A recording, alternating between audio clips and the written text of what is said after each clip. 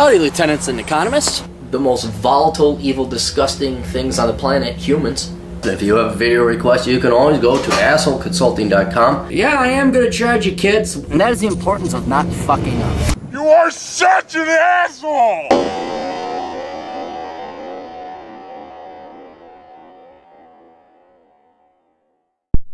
Hey everybody, the old captain here. We have a video request. If you have a video request, go ahead and go to assholeconsulting.com, shoot me an email. Follow the instructions. Please follow the instructions. It's like the soup Nazi. It goes faster. It's less painful for you. Just do what I say and follow the instructions. Anyway, I'm going to keep some things anonymous from this guy. We won't mention names or anything. My father recently passed away of liver cancer and was very hard on me. I still get flashes from those terrible last few months. God damn it, why do people always text me when I'm doing this? So here's it. There are other external factors that I fear are preventing me from becoming more effective at my work, such as the situation in Europe. I have many dear friends in the area, Europe, and I fear that the Muslims and African sprawl will reach them in the same way it is for Sweden and Germany, countries which I consider to be irredeemably lost. I have known some Muslims, and they have all been disrespectful of other cultures, and in particular hated Americans. I can't stand them. They are the worst race in the world. I think you know what I mean when I say Muslim is a race. It is not necessarily an ideology. I apologize for my candor. It's just I feel very strongly about everything that has happened recently. I feel powerless in this situation. I would like to request a quote and a brief Skype chat. I don't do Skype, so he did a video request. I appreciate all right. What you feel is natural because you don't want to die, and you have a bunch of people, and this is not to slam on just Muslims in particular. This is the consequence of religion. It's just that Islam has yet to go through a reformation and be tolerable and get along and play with other kids in the sandbox. It's not all of Islam; it's certain sects within Islam, and that is religion is fucking stupid. It's really fucking stupid. And at any point in time, the fucking Hindus, the fucking Christians, the fucking Catholics, the fucking Muslims, the fucking whatever it is, when you guys have proof that you're right, let the rest of the world know, we'll bow down, we'll do whatever that religion says. In the meantime, religion is originally founded as a means of government.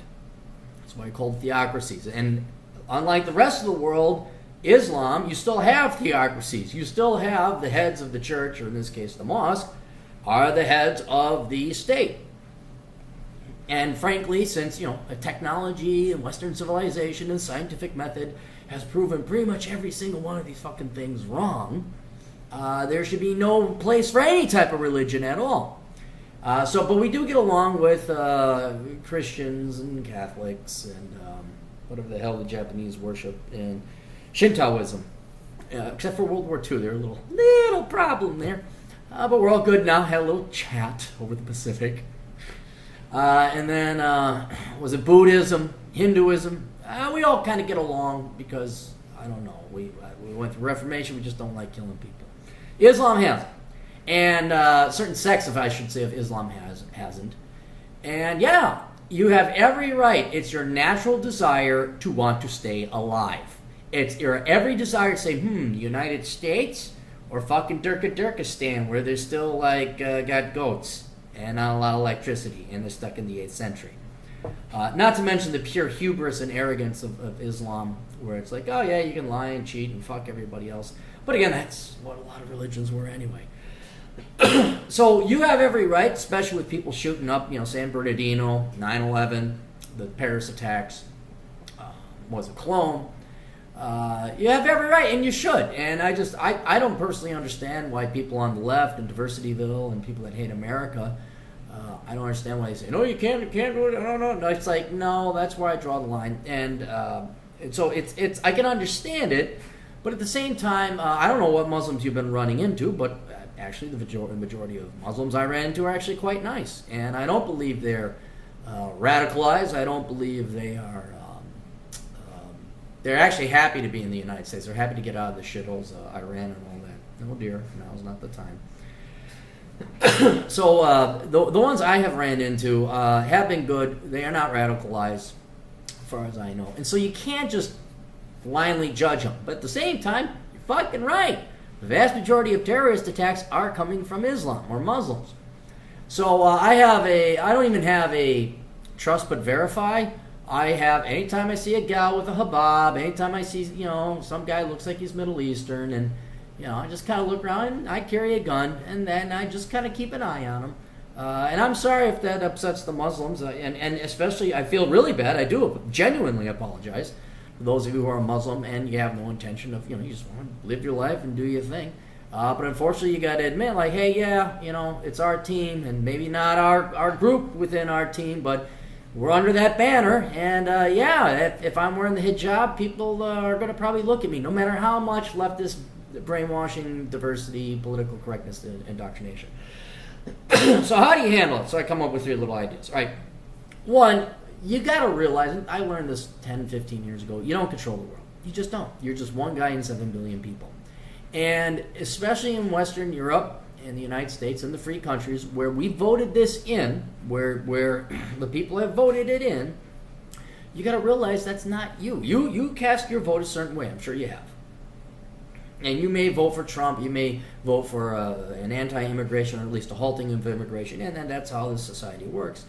But if you're outvoted, and the majority wants to import Muslims, or not just Muslims, but immigrants from, and it doesn't even have to be Islam, just say third world countries that don't jive well with Western civilization, just go straight to welfare. Somalis are a perfect example of this back in Minneapolis. You can't get it. You don't control it, so let go. Right? You cannot get worked up about things you don't control. Is it kind of sad to see Sweden go? I hate to say it. I'm probably even down the rabbit hole even a little more darker and deeper than you are. I don't care. It's something fun to watch. I kind of like, and Cologne happened, I was laughing my ass off. It was like, this is what you get. It's not going to happen to me, and that's why I got a gun. That's why the women in my life have guns. That's why I'm watching. Always on guard, man. Always on guard. But you still seem to have some kind of attachment or hope or desire to see, quote, good happen. And what I'm trying to point out is that it's not good evil, it's smart and stupid. If you let in a critical mass of people, of which even 10%, let's say, hate the culture that they're coming into and are going to destroy it, well, that group, that civilization, those people don't deserve to live anymore. They will be either bred out, murdered, killed, whatever. Another thing is I know I'm going to die. And so I look at the Swedes from purely an intellectual curiosity, like, how do you hate yourself so much that you don't care to protect yourselves? I mean, how is it you say that Sweden has no culture and we're just going to import other people because they got, I mean, it is insane. It's funny because thankfully it's not happening here. There's too many of us old boys who got guns and we still like the country. But yeah, seeing what's happening in Germany, Sweden, a lot of Europe, it's like, but let it go. You don't live there, It's not your country. Down the road it might spell doom or be a portender of things to come here. But you can't do anything about it. So just watch and enjoy the show. It's like listening to watching a Shakespearean play. It's all tragedy and it sucks. Not a big fan of Shakespeare.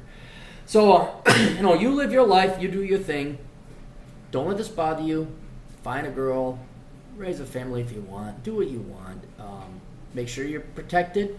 Don't live in Turkestan. And don't let this shit bother you, man. You don't control it. That's it. That's all I can say. Another thing. I do believe it may take a couple hundred years like it did in Spain, but if Muslims are that bad or any group is that ill-behaved and starts murdering people and becomes intolerable, society will kick them out. And I think Cologne might have even been, we'll see. I wouldn't say it's the tipping point, but it's starting to get a lot of young ladies who voted in pro-diversity, pro-multiculturalism, and yay for anyone but Western civilization. They're starting to think now. They're starting to think.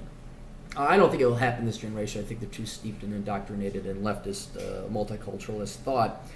But it will happen. The Spaniards did kick out the Moors in 1200, I think it was. People will fight back because, frankly, to quote the nutty professor, some parents just don't like their kids getting blown up or killed. Some people don't like their kids getting killed.